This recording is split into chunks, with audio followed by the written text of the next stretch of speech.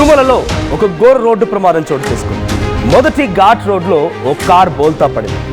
వేగంగా వస్తూ బైక్ అక్కడ బ్రేక్ ఫెయిల్ అవడంతో ఈ కార్ బోల్తా కొట్టినట్టు తెలుస్తోంది. స్వల్ప గాయాలతో భక్తులంతా బయటపడ్డారు. అయితే కారు రోడ్డుకు అడ్డంగా ఉండడంతో ట్రాఫిక్కి తీవ్ర అంతరాయం ఏర్పడింది. భక్తులు తమిళనాడు వాసులుగా గుర్తించారు. సో ఒక కార్ తిరుమల ఘాట్ రోడ్లో వరుస ప్రమాదాలు చోటు చేసుకుంటున్నాయి.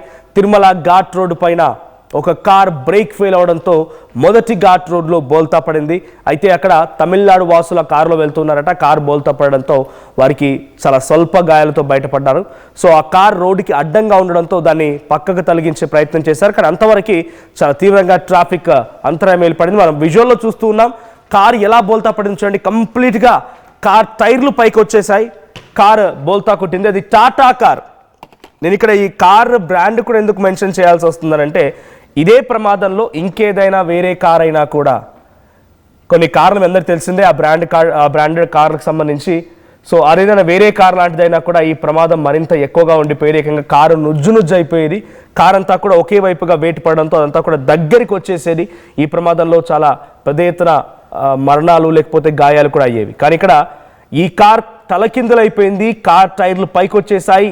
కార్ పూర్తిగా రివర్స్ అయిపోయింది. బోల్తా కొట్టినా కూడా ఈ ప్రమాదంలో చాలా స్వల్ప గాయాలతో అక్కడ కూర్చున్నటువంటి ఆ ఇద్దరు కూడా ఈ కారులో ప్రయాణిస్తున్న వారే అక్కడే పక్కనే కూర్చొని పోయారు. సో కారు ఒక్కసారిగా బోల్తా కొట్టడంతో ఈ కార్కు సంబంధించిన వారంతా కూడా చిన్న చిన్న గాయాలతో బయటపడ్డారు.